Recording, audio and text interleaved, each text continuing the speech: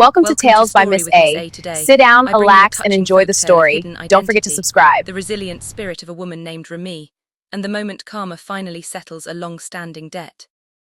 It is a story of a woman who wore her humility like a veil, and a man who mistook her silence for worthlessness, not knowing he was walking on a goldmine he didn't deserve. Before we begin, please like, share, and subscribe to our channel. Your support helps us keep these cultural lessons alive and ensures you never miss a journey into the depths of human courage and the shocking reveals of destiny. Now sit back as we journey into the shadow of the Kingmaker. The crystal chandeliers of the grand pavilion shimmered, but for Remi the room was spinning. Idris, her husband of 5 years, slammed his wine glass onto the table, the sound echoing like a gunshot. "Look at you," he roared, loud enough for the neighboring tables of Lagos's elite to turn and stare. "You can't You even can't hold even a hold a fork fork correctly. correctly. You are a You are a stain to stain on my my reputation. reputation." A girl from the gutters of Yaba who should be grateful I didn't leave her in the dirt where I found her. Remi kept her head bowed, her eyes tracing the pattern on the tablecloth. She felt the heat of 100 judgmental gazes. Idris leaned in closer, his voice a lethal whisper. "You are useless, Remi. You bring nothing to this marriage but your poverty-stricken face. If it weren't for my mercy, you'd be begging on the streets." He didn't see the young waiter, Eric, standing frozen behind him with a tray of appetizers. Eric wasn't looking at Idris. He was looking at Remi with wide, disbelieving eyes. He knew that face. He knew the grandmother who raised her. And he knew the secret that would turn Idris's world into ash. The wedding was a modest affair, held under the humid afternoon sun of a Lagos registry. Remi looked radiant in a simple white lace gown, her dark skin glowing like polished mahogany. To Idris, she was the perfect prize, beautiful, quiet, and seemingly disconnected from any powerful family that could interfere with his control. He saw her as a clean slate, a woman he could mold into the shadow of the man he hoped to become. "I will I'll take care of you, Remi," Remi. Idris whispered as they signed the marriage certificate. "I will give you the life your grandmother in Yaba could never dream of." Remi smiled softly, her fingers grazing the small gold locket hidden beneath her bodice. A gift from her father, Chief J.B. Jackson, which she never took off.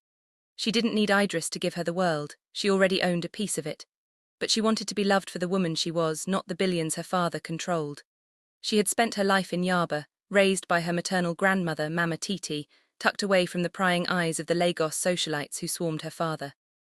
As they walked out of the registry, Idris's grip on her arm was already a little too firm. He didn't see the black SUV with tinted windows parked across the street, where an old man watched through binoculars.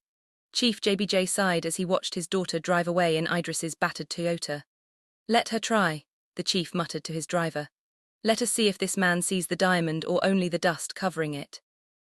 The first year of marriage was a slow descent into a cold reality. Idris was an ambitious junior consultant at a mid-sized firm, and as his paycheck grew, so did his arrogance. He began to see Remi's humility not as a virtue, but as a lack of ambition. He didn't understand why she was content with her small garden and her books, or why she insisted on visiting her grandmother in the slums of Yaba every weekend. "Why do you keep going back there?" Idris snapped one evening, tossing his briefcase onto their worn sofa. "That place smells of poverty and old age. You're a corporate wife now, Remi. Start acting like it." Remi continued stirring the pot of jollof rice, her expression calm. Mama Titi raised me, Her home Idris. is my Her home. home is my home. Wealth Wealth isn't just isn't where about you where live, you it's about live, who it's you about who remember. you remember. Idris scoffed, pouring himself a drink. "That's the talk of people who have nothing. You're lucky I saw potential in you. Anyone else would have left you in that face me I face you apartment." He didn't notice the way Remi's hand tightened on the wooden spoon. She wanted to tell him that the very apartment building he mocked was owned by a trust in her name. She wanted to tell him that her father's shadow covered half of the skyscrapers on the marina. But the memory of her father's warning echoed in her head. "If a man loves you for my name, he will leave you when the name fades. Find one who loves your soul." By the second year, the verbal stings became daily thorns. Idris had been promoted to a senior role, and his circle of friends now included men who boasted about their father's in-laws' connections. Every time they gathered for drinks, Idris felt a burning shame. While his colleagues spoke of mergers and political dynasties, he had to tell them his wife was a nobody from Yaba. "She's just a She's simple just a girl," simple girl. Idris would say, his voice dripping with feigned pity. "No family to speak of, I'm basically her entire world." Remi played the part perfectly. She attended the dinners, wore the modest clothes Idris bought her, and stayed silent when he talked over her. She became a ghost in her own home, but in the dark of night she would slip into the study and check the private ledger sent to her by her father's lawyers. The Jackson empire was expanding. Her father was agging, and the calls from his assistants were becoming more frequent. Remi, her father's voice had crackled over a secure line just a week prior. "How much longer will you play this game? That man treats you like a footstool. Come home, take your place as the Jackson heir." "Not yet, Papa," Not yet, Papa. Remi had whispered. "I need to see if there is any light left in his heart." But as she looked at Idris laughing at a TV show in the other room, she realized the light was fading fast. The difficult years began in earnest when Idris lost a major contract to a rival firm. Instead of looking inward, he turned his frustration on Remi. He began to blame her low-class energy for his bad luck. He claimed that if he had married a woman with connections, he would be a director by now. "Look at Tunji," Idris shouted one night after a failed presentation. His Father-in-law just handed me the key to a new construction project, and what I had you. "And what do I have? You, a woman who can't even tell me who her father is because he probably ran away before she was born." The insult cut deep, but not for the reason Idris thought. Remi felt a pang of sorrow for her husband's blindness. She thought of Chief JBJ, a man so powerful that even the governor bowed when he entered a room. "My father didn't run away, Idris," Remi said softly, her voice steady. "He is closer than you think. Maybe you should focus on your work instead of looking for a handout." Idris's face turned a dangerous shade of purple. He stepped into her personal space, his finger wagging in her face. "Don't you ever give me advice. You are a charity case, Remi. Remember that. You have nothing, you are nothing, and without me, you would be back in Yaba selling roasted corn by the roadside." The turning point came with a gold-embossed envelope. Idris's firm was hosting a prestigious gala to court a new, mysterious investor, a man known only as the Kingmaker. This investor was looking to pour billions into local infrastructure, and every ambitious man in Lagos was salivating at the chance to meet him. "This is it," Idris said, his eyes wild with greed. "If I can get 5 minutes with the Kingmaker, my life changes forever. We are going to the Pavilion restaurant on Friday, and you," he pointed a finger at Remi. "You will be there, you will sit still, you will look pretty, and for the love of God, do not speak. I don't want your Yaba grammar ruining my chances." Remi looked at the invitation. She recognized the crest on the wax seal immediately. It was her father's personal seal, the lion of the Jackson family. Her heart hammered against her ribs. Her father was coming out of hiding. He was the Kingmaker. "I'll be there, Idris," Remi said, a strange, knowing smile playing on her lips. "Good," Idris grunted, already turning back to his mirror to practice his pitch. "And wear that plain black dress. I don't want you looking like you're trying too hard to be something you're not. You're just the wife of Idris, nothing more." Remi walked to the window, looking out at the Lagos skyline. The storm was coming, and for the first time in 5 years, she wasn't going to run from the rain. Before the big night at the pavilion, Remi made one last trip to Yaba. The air in her grandmother's small house smelled of dried herbs, palm oil, and history. Mama Titi sat on her wooden stool, her eyes milky with age but sharp with intuition. She took Remi's hands, which were soft compared to her own calloused palms. "The lion is tired of wearing the skin of a goat, my child," Mama Titi whispered. "I see it in your eyes. You have carried this man's insults like stones in your pocket. Why?" Remi looked at the peeling paint on the walls. "I wanted to know if a man could love Remi from Yaba, Grandma. I wanted to be sure that if I ever revealed the Jackson name, it wouldn't be the only thing he saw." Mama Titi spat on the floor. "That man sees nothing. He is blind to the sun because he is too busy looking at his own shadow. Your father is coming to that dinner to reclaim you. If you don't stand up, the Jackson blood in you will turn to water." Remi left Yaba that day with a heavy heart but a clear mind. She knew the experiment was over. Idris had failed the test of character every single day of their marriage. The week of the gala was a nightmare of Idris's making. He spent money they didn't have on a bespoke Italian suit, obsessing over every detail of his appearance. He treated the house like a military camp, barking orders at Remi to ensure his shirts were pressed with surgical precision. "If this deal goes through, Remi, we move to Ikoyi," Idris declared, admiring himself in the full-length mirror. "I'll finally be among my peers. No more of this middle-class struggle. I'll hire a real housekeeper, and maybe then you can spend your days doing whatever it is useless women do." Remi stood in the doorway, holding his polished shoes. "And what if the Kingmaker doesn't like what he sees, Idris? What if he values things other than your suit? Idris laughed, a harsh, mocking sound. Men like the Kingmaker value power and pedigree, two things you know nothing about. Just remember your instructions for Friday. Silence is your only contribution. If you open your mouth and remind everyone that you grew up in a room with 3 other people, I will never forgive you. He snatched the shoes from her hand, not noticing that Remi didn't flinch. She was already miles away, planning her own arrival. Unknown to Idris, the mysterious investor had already sent a scout. Eric, a young man who had grown up in the house next to Mama Titi in Yaba, was now a trusted personal assistant and security detail for Chief JBJ. Eric had been tasked with overseeing the logistics at the Pavilion restaurant. While Idris was busy practicing his power handshake, Eric was sitting in a nondescript car outside their apartment, watching. He saw Idris yell at Remi through the window. He saw Remi bow her head. Eric clenched his jaw. He remembered Remi as the girl who shared her school lunch with him when his family was struggling. He knew her as the daughter of the most powerful man in the country. He picked up his phone and dialed the chief. "Sir, the situation is worse than the report said. He treats her like a servant. He has no idea who she is." "Let him play his hand," the chief's voice came through, cold and deep. "The pavilion is a stage. On Friday we will see if this Idris is a man or a vulture. Ensure the staff knows who she is, but tell them to remain silent until I give the word."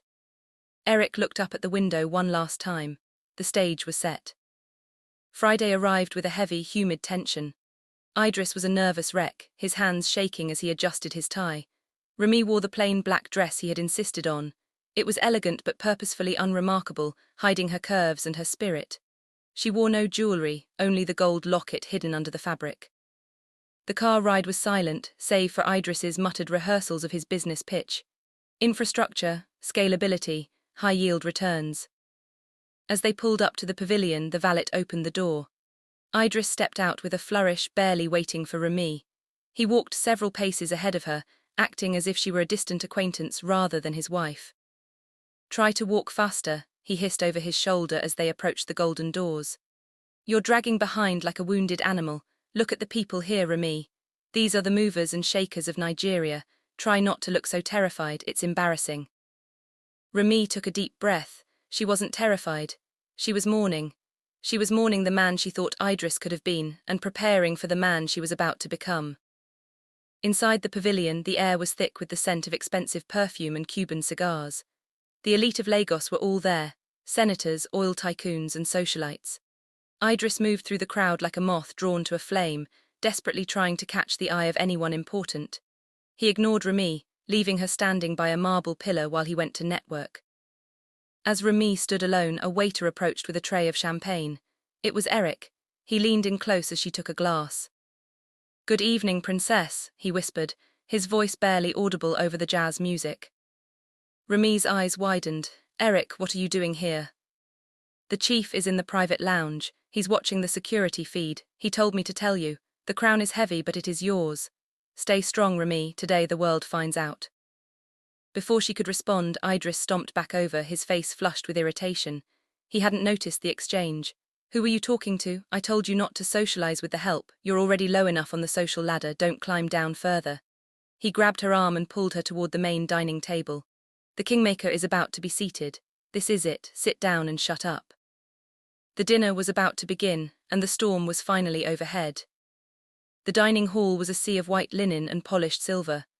Idris had managed to snag a seat at a table positioned perfectly in the line of sight of the head table where the Kingmaker was expected to sit. He sat straight-backed, his eyes darting around the room like a hungry predator. Beside him, Remi felt like a ghost. "Look at them, Remi," Idris whispered, nodding toward a group of socialites draped in diamonds. "That's elegance, that's poise, and look at you, slouching in a dress that probably cost less than their appetizers." Remi didn't respond. She was watching the staff. She saw Eric moving with professional grace, whispering into his earpiece. She saw the heavy oak doors at the front of the room remain closed, guarded by men in dark suits. The anticipation in the room was palpable. Everyone was waiting for Chief J.B. Jackson to make his entrance. "I hope you're rehearsing your silent wife act," Idris hissed, leaning in so close she could smell the nervous sweat on his brow. "If anyone asks who you are, just say you're my assistant. It sounds better than saying you're a nobody from the mainland." The first course, a delicate seafood bisque, was served. Idris was so intent on impressing the man to his right, a director of a major bank, that he began to lie effortlessly about his own background. Yes, my family has roots in the north, Idris bragged, sipping his wine. We've always been in the business of building, my wife here. He gestured vaguely toward Remi without looking at her. She's from a very traditional background, very quiet. I've had to do quite a bit of polishing, if you know what I mean. The bank director looked at Remi, who offered a small, polite nod. She has a very dignified presence, Idris, the man remarked. Idris laughed, a sharp, condescending sound. Dignity is just what we call it when someone has nothing to say. Between us, she's a bit of a burden in these settings. She doesn't understand the nuances of our world, but she keeps a clean house, so I suppose she has her uses. Remi felt a cold drop of soup splash onto her hand as Idris gestured wildly. She didn't wipe it away. The humiliation was no longer a sting, it was a weight she was preparing to drop. By the second course, the wine was flowing freely, and Idris's inhibitions were disappearing. He was frustrated that the kingmaker had not yet appeared, and he began to take that frustration out on the easiest target. Remi reached for a piece of bread, her hand slightly trembling from the suppressed emotion. Idris slapped her hand down, the sound echoing softly against the table. Don't fill up on bread like a villager, he barked, louder than intended. A few heads at the next table turned. We are at the pavilion, not a mamaput in Yaba. Act like you've been in a room with a ceiling before. Idris, please, Remi whispered, her voice low and steady. People are staring, let's just get through the night. Oh, now you have an opinion, Idris sneered, his face turning a blotchy red. You're embarrassed. Imagine how I feel. I'm trying to secure a future for us and I have to drag your dead weight across the finish line. You're useless, Remi, truly, utterly useless. The main course arrived, but the kingmaker was still absent. The tension in the room was at a breaking point, and so was Idris. He had been ignored by the bank director for the last 20 minutes, and he was looking for someone to blame for his invisibility. He turned his full attention to Remi. You know why I'm not getting noticed? It's you, your energy is small, you look like a servant sitting at a master's table. Stand up. Remi blinked, confused. What? Stand up, Idris commanded, his voice rising to a level that silenced the immediate area. Show everyone your Yaba grace. Tell them how your grandmother sold bread to put you through a school you clearly didn't learn anything from. Tell them how lucky you are that I chose you. Remi stayed seated, her heart pounding. Idris, sit down, you've had too much to drink. I haven't had enough, he yelled, standing up himself and pointing a finger at her. The entire room was now turning. The music seemed to fade into the background. Look at this woman, I married her out of pity. A girl with no name, no father and no future. And tonight she sits here acting like she belongs among kings. The silence in the pavilion was deafening. Idris was panting, his eyes wide with a mixture of rage and the sudden realization that he had made a scene. He expected Remi to burst into tears and run out, confirming his narrative of her weakness. Instead, Remi sat perfectly still. She looked up at him, not with fear but with a profound, icy pity. Suddenly, a shadow fell over the table. Eric, the waiter, stepped forward. He didn't have a tray in his hand this time. He stood tall, his posture shifting from a humble servant to a man of authority. He looked Idris dead in the eye. Sir, Eric said, his voice carrying through the quiet room like a bell. I think you've said quite enough. Idris spun around, sneering. Who do you think you're talking to? Get me your manager. How dare a common waiter interrupt a guest? Eric didn't flinch. He turned to Remi and bowed deeply, a bow reserved for royalty. I apologize for the delay, Princess. The chief is ready for you now. The room gasped. Idris's jaw dropped, his hand frozen in midair. Princess, what? What are you talking about? This is Remi. She's from Yaba. She's nobody. Eric looked at Idris with a smile that didn't reach his eyes. She is Remi, and she is the only daughter of Chief J.B. Jackson, and you, Mr. Idris, you are finished. The word Jackson hung in the air like a heavy curtain. The bank director, who had just been laughing at Idris's jokes, dropped his fork. It hit the porcelain plate with a sharp clink. The socialites leaned forward, their diamonds catching the light, their eyes suddenly sharp as razors. Idris began to laugh, a high-pitched, hysterical sound. Jackson, no, you've made a mistake. Eric, or whatever your name is, you're confused. This is Remi. She lived in a one-room apartment in Yaba. Her father is a ghost. Eric didn't look at Idris. He kept his eyes on Remi. The car is waiting at the private entrance, ma'am. Your father didn't want you to endure another second of this performance. Remi stood up slowly. For the first time in 5 years, she didn't hunch her shoulders. She stood at her full height, her spine as straight as a palm tree. She reached into her bodice and pulled out the gold locket, clicking it open. Inside was a miniature portrait of a young, fierce Chief J.B. Jackson holding a baby. The Jackson crest, the golden lion, glittered in the light of the chandeliers. The heavy oak doors at the front of the hall swung open. A phalanx of security guards in black suits stepped in, followed by a man whose presence seemed to suck the oxygen out of the room.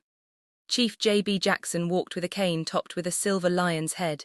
He didn't look like a billionaire, he looked like a force of nature. The room rose as one. Even the most powerful men in Lagos bowed their heads. The kingmaker had arrived. He didn't walk toward the head table. He walked straight toward the table where Idris stood trembling.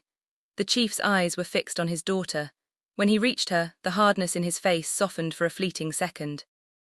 "Remi," he said, his voice a deep rumble. "You have played the part of the humble servant long enough. Your grandmother told me you were stubborn, but I didn't think you would let a man like this speak to you that way for 5 years." "I needed to be sure, Papa," Remi said, her voice clear and melodic, carrying to every corner of the silent room. Idris felt his knees go weak.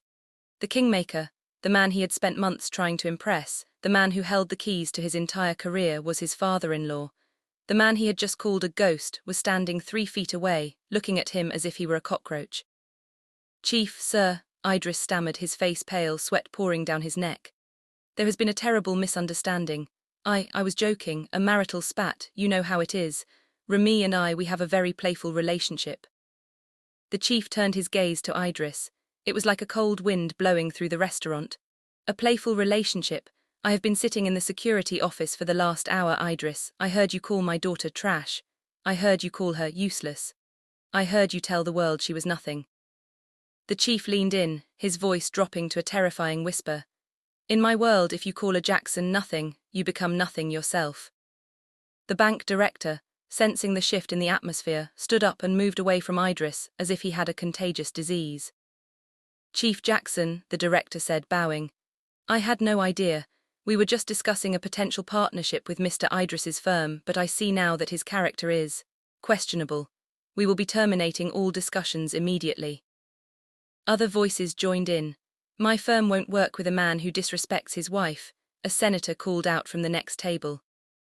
Idris looked around, his world collapsing in real time. The movers and shakers he had desperately tried to join were now his executioners.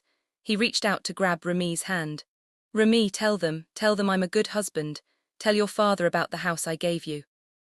Remi stepped back, letting his hand fall into empty air. "The house the trust paid for, Idris, or the car my father's company insured.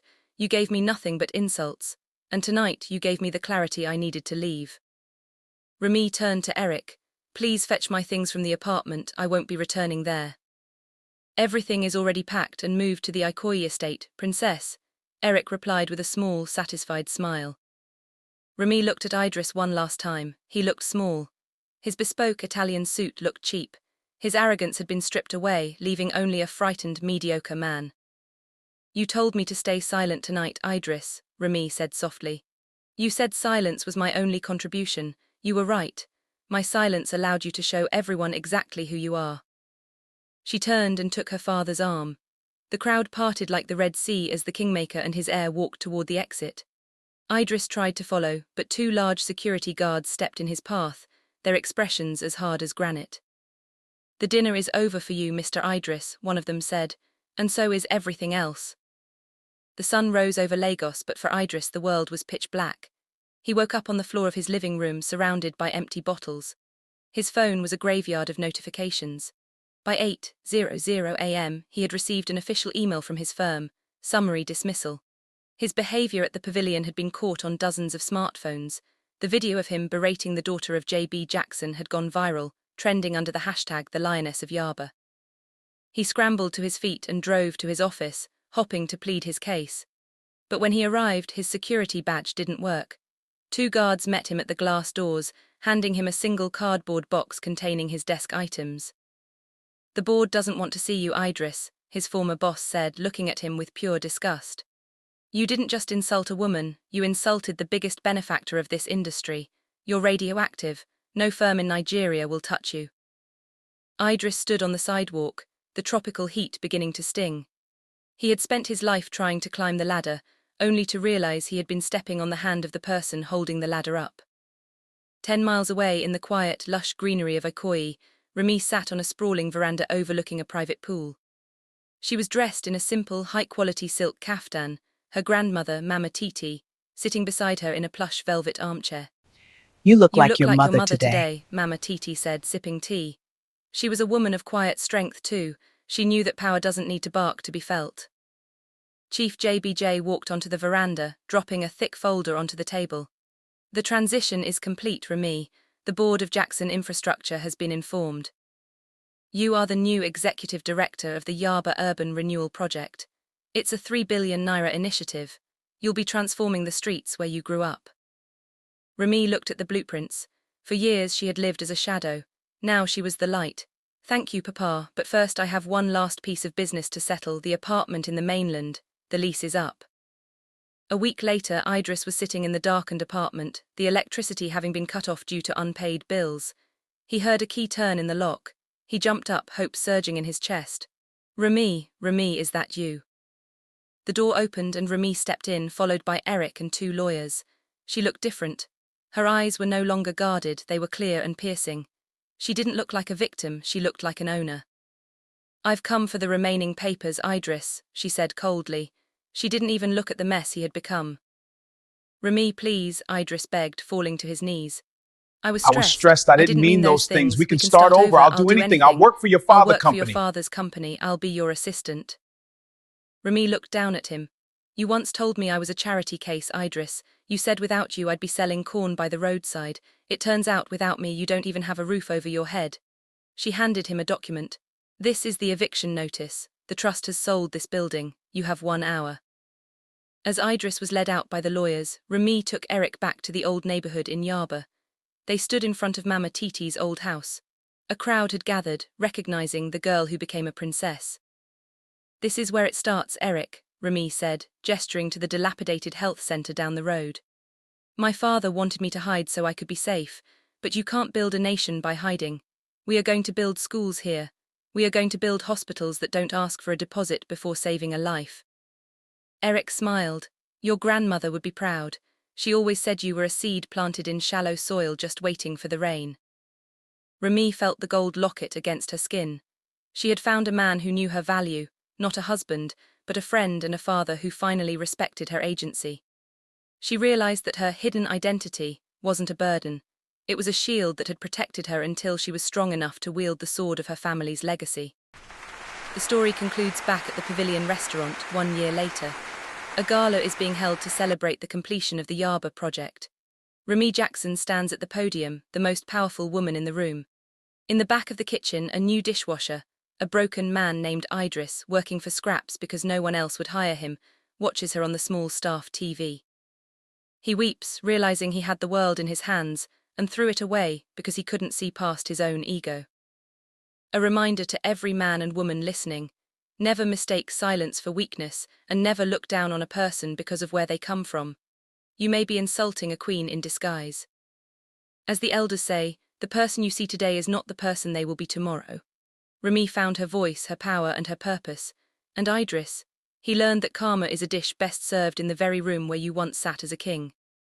Thank you for joining us on this journey. Don't forget to like and share this story with someone who needs to remember their worth. Until next time, this is Miss A, reminding you that your destiny is closer than you think.